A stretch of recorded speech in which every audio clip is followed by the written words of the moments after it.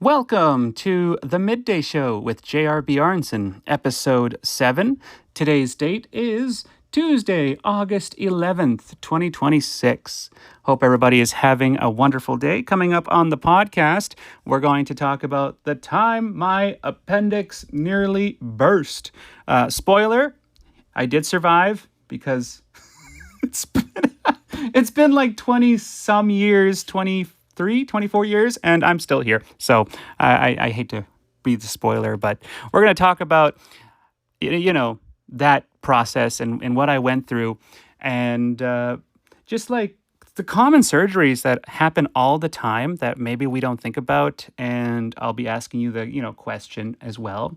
So you can think about the question in the meantime, is what common surgery have you been through? And did your surgery make it on the list?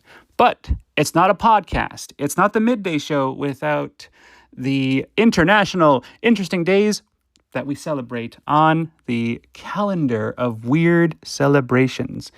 I love this portion of the show. It's actually what made me come back to podcasting, because every day there's always something neat and interesting, like World Steel Pan Day, which is an instrument that you've probably seen on TikTok, Instagram Reels, Facebook, where people pat this drum and it's got different notes and it's like tum tum tum tum tum tum tum. I would play you a sample, but because I'm very careful with copyrighted sounds here on the podcast, I want to not break any unwanted terms of service. But happy National Steel Pan Drum Day. It is celebrated by the United Nations, and it's a moment of time today where you think about the invention of the instruments that have brought us together, but especially the steel pan. I call it the steel pan drum. I might be getting it confused, but it's called the steel pan instrument. So yeah, it's also Hip Hop Day. Whenever I think of hip hop, I always think of the educational commercials we were shown growing up in school. It was always be positive, be cool, stay in school. That's what I think about what hip hop is. And I know I don't want to say hip hop is rap because it's all up to interpretation, but today is Hip Hop Day. So yeah, shout out to Hip Hop Day, a cultural celebration recognizing the history and music, dance. Wow, there's a lot here. And also, it's celebrating the community of influential artists of hip hop. So shout out to the hip hop artists out there. Can you tell when he's reading? I think you can tell when he's reading. I know I can, because I'm the one doing it. I'm such a slow reader. Anyway, hope everybody's having a wonderful, wonderful Tuesday today. I know I'm doing pretty good. I can't complain. But you know who's going to be made fun of today? Past and present presidents, because it is also President Joke Day. A day where I guess people can make fun of the past presidents of the U.S. with low jab humor, And you see that a lot on Instagram and TikTok, and just comedians out there making fun of the people in power, especially a certain president.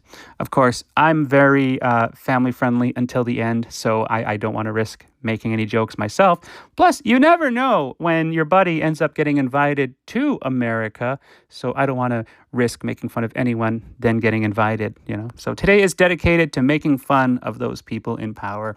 So do it with that info, with what you want, right? Today's also Son and Daughter Day. We have a few of these holidays, right? Celebrating today by hanging out with your son or daughter, or both. Why not, right? Sure, they'll get into arguments, but it is what it is. So I know I have 4 sons and 1 daughter. The daughter is close to being the middle child, and I love all of them. I promise you, I do not have favorites, because having favorites would cause problems. I will say this, though. When they are all of age, they will all be my favorites. Because right now, as they continue to grow up, they're all a little frustrating, right? Can we say that? Can we say our children are frustrating just a little bit? I think it's all right as parents, because like I'm very grateful to have 5 kids. I love my children. I really do. But when I get to have a break and come down to the office and record these podcast episodes, I am breathing just fine because it's a lot of patience when you have 5 kids. And I can't blame them for being children because they're children, right? My mother was actually living with us for a tiny bit short term. She recently just moved out a few weeks ago. And she asked me the other day, she said, "Hey, I'm not saying your kids have behavior issues." I'm like, "Okay, mom, keep talking. This is a great way to start a conversation. But why do they misbehave at home, but in public they're angels?" And I said, "My theory is this. They misbehave at home because at home is where they get to be themselves. That's the only reasonable explanation. Because in public, oh my goodness, my mother is right. Don't I ever have the best children in the world? They're so introverted and shy. Meanwhile, at home, it's a jungle, you know?" It's also Panini Day. Huh, look at that. Panini Day. A delicious food. Now, I can't say I've had a panini at all. I mean, I gotta try a panini. I live such a stagnant lifestyle. A delicious food holiday celebrating the grilled, pressed. Oh, it's grilled and pressed. Ooh, it's an Italian sandwich. Okay, a panini is a grilled, pressed Italian sandwich. Oh my goodness. That sounds really, really good. It does. Okay, I made a crucial error here. I did not turn on magnification software, so I can't read how much time we're on, but I try to make these podcasts 13 minutes of digestible hangout time.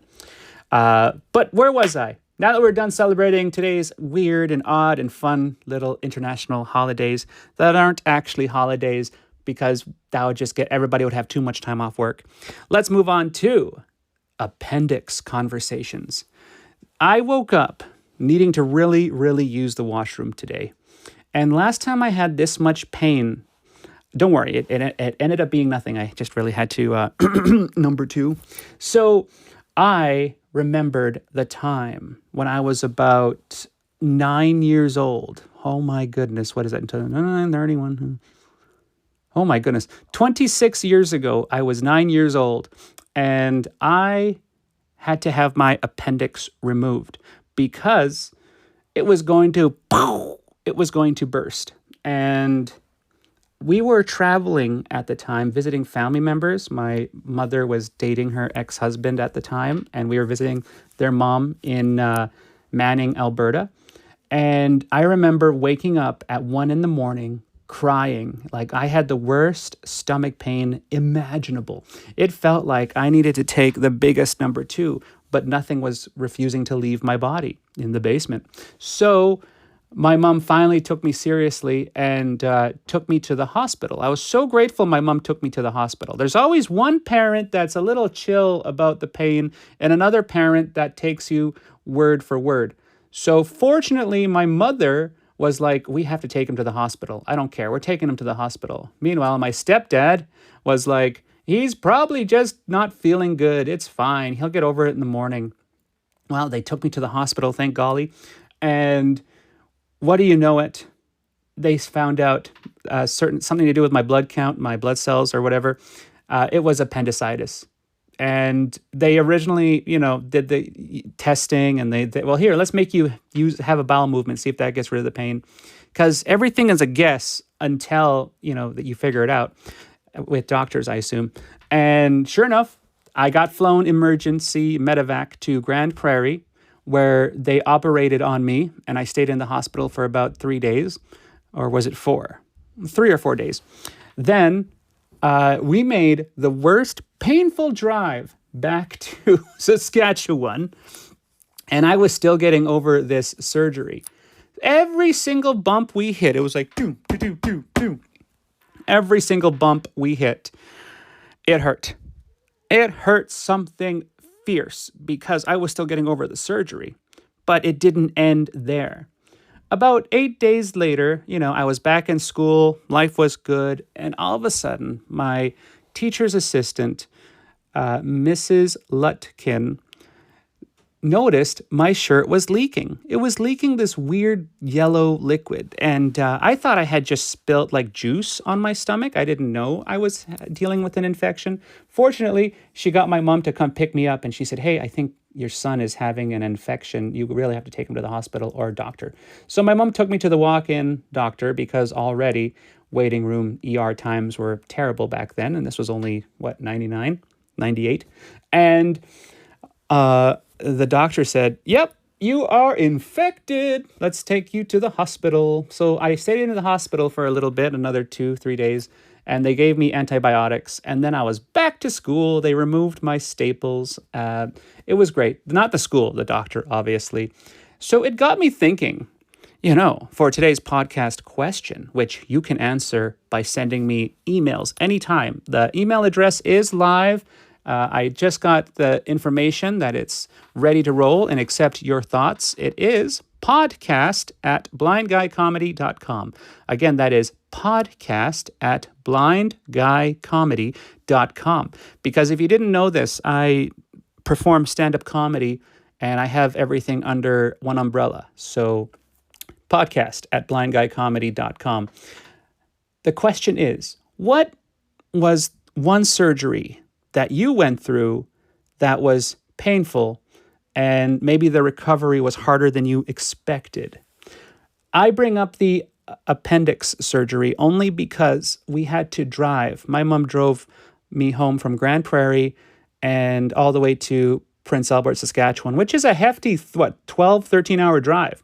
And every time we hit a bump, I felt it. Now, it felt like 13 hours. I don't know if that's actually the amount of time it took to drive, but I would assume.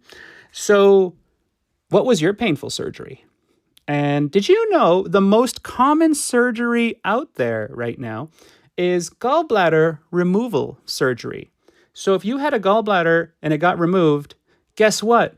That's quite common because I had my gallbladder removed many, many moons ago. I think I was 15 years old. Holy smoke. So you're telling me I had an appendix removal at age 9, a gallbladder removal at age 15. I just have a roadmap on my tummy. Oh my goodness. But anyway, yeah. Also, C-sections are out there too. In second place, C-sections are very common. In fact, I don't know about you, but I was a C-section baby.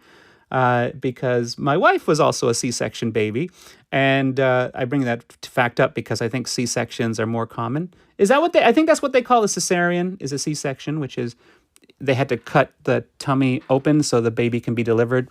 Couldn't be natural, which is okay because I don't feel natural, right? I think normal, as my wife would say, is just a setting on the dryer. Anyway, I'm being told that we are over our 13 minutes of digestible podcast time. Thank you for hanging out with me today. Remember to share the podcast with your friends, with your family. Share it with anybody who maybe takes a train to work or wants to enjoy the podcast for lunch.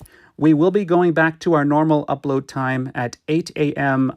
Tomorrow, which is 10 a.m. Eastern time, because while the podcast is live, your boy is going to actually be in first aid course. I'm going to be taking a first aid course tomorrow, learning about CPR and how to save a life, according to the fray. But I'm going to learn all that good stuff, and I love it. The receipt on this first aid course says, if participants bring a non-perishable food item for the Red Deer Food Bank, they will get their first aid course certificate card laminated for free. I'm like, oh, I would love a laminated card. If that's not the best way to get compensation for bringing a food bank item, I don't know what is. Have yourself an amazing Tuesday. I will see you, well, not see you, but I will talk to you on Wednesday. This has been the Midday Show with J.R. Bjornson. Episode 7, Season 1. Welcome to the show. Hit that follow button or subscribe wherever you get your podcasts.